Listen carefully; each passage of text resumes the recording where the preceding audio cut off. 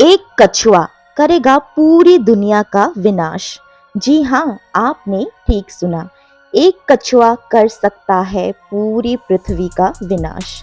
ये मान्यता है दुनिया के सबसे रहस्यमयी जादुई गांव के रहने वालों की। जीव कुल पृथ्वी का विनाश एक दिन होना तो तय है। ये धर्म तथा विज्ञान दोनों मानते हैं, लेकिन वजह और समय अलग अलग हो सकता है।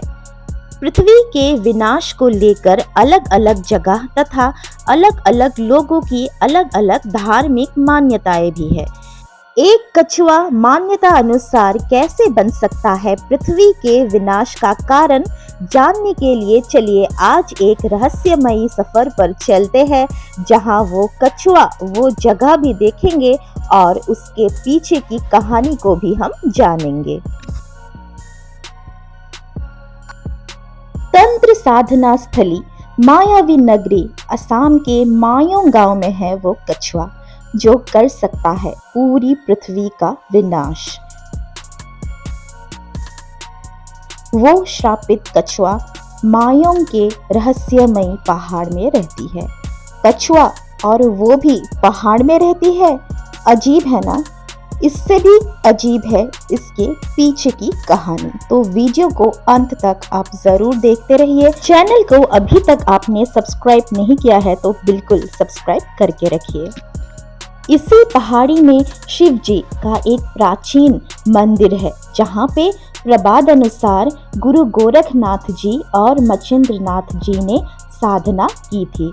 गुरु गोरखनाथ जी और मच्छिंद्रनाथ जी की साधना स्थली में से ये भी एक अन्यतम स्थली है। प्रबाद अनुसार माता पार्वती और शिव जी के मिलन का ये भी एक स्थान है। लोग विश्वास करते हैं कि आज भी महादेव और माता पार्वती यहाँ वास करते हैं। जनश्रुति अनुसार माता पार्वती और महादेव यहाँ अपने मधुर बेला बिताया करते थे। ये पहाड़ ब्रह्मपुत्र नद के बिल्कुल करीब है। ब्रह्मपुत्र यहाँ से बहुत ही सुंदर तथा मायावी दिखता है। ब्रह्मपुत्र, कछुआ और पृथ्वी के विनाश की कहानी एक दूसरे से बहुत ही निकटता से जुड़ी हुई है। यहाँ महादेव और माँ पार्वती जी के एक आलिंगनबद्ध मूर्ति प्राचीन शिलाखंड में खोदित हुई है।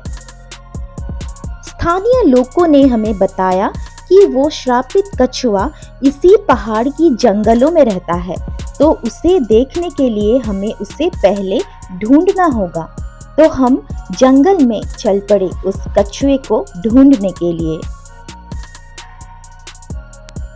हमारे साथ एक स्थानीय व्यक्ति भी थे जो उस कछुए को ढूंढने के लिए हमारी मदद कर रहे थे, क्योंकि उन्हें ये पता था कि वो कछुआ कहाँ मिलेगा।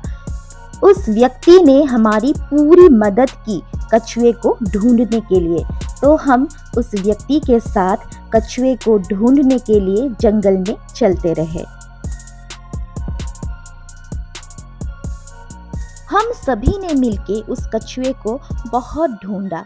जंगल का रास्ता भी हर तरफ से एक जैसा ही लग रहा था। मैंने तो उम्मीद ही छोड़ दी कछुए को देखने की, क्योंकि बहुत देर से हम बस उसे ढूंढ ही रहे थे, और वो भी जंगल में। जंगल में कछुआ, ये बात बहुत ज्यादा अजीब भी लग रहा था।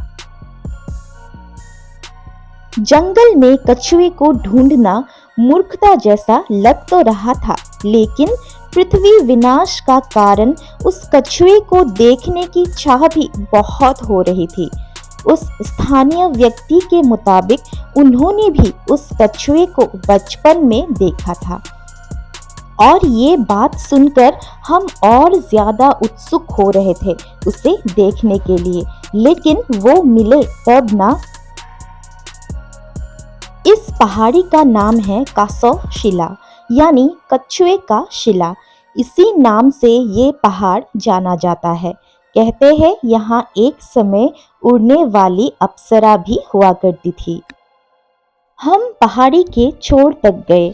यहाँ अगर थोड़ा सा भी पैर फिसला तो सीधा हम जाके ब्रह्मपुत्र में गिर सकते थे।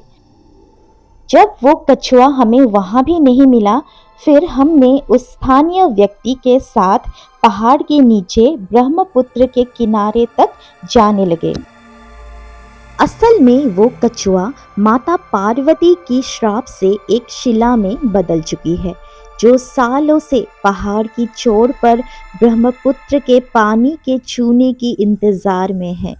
क्योंकि स्थानीय जनश्रुति अनुसार प्राचीन समय में एक बार माता पार्वती और महादेव इसी पहाड़ में अपनी मधुर बेला बिता रहे थे कि उसी समय एक कछुआ अंडे देने के लिए ब्रह्मपुत्र से किनारे आई। उस कछुए ने माता पार्वती और महादेव को घृणा की नजरों से देखा, जिस वजह से माता पार्वती क्रोधित हो गई और उस कछुए को श्राप से शिलाखंड में बदल दिया और कहा कि जिस दिन ब्रह्मपुत्र का पानी तुम्हें स्पर्श करेगा, उसी दिन तुम जीवित हो जाओगी और वो दिन पृथ्वी का आखिरी दिन होगा, यानी पृथ्वी विनाश हो जाएगी। और उसी समय से वो कछुआ शिलाखंड में बदल गई। इतनी ऊंची पहाड़ में वो कछुआ आज भी इंतजार में है कि कब ब्रह्मपुत्र का पानी उसे छू लेगी। जिस ऊंचाई में वो कछुआ का शिलाखंड है, उसे देखकर लगता तो नहीं है कि कभी भी ब्रह्मपुत्र का पानी इतने ऊपर तक उसे छू पाएगी। और हाँ, अगर आने वाले समय में ऐसा हुआ भी तो ब्रह्मपुत्र का पानी सब कुछ डुबा देगी।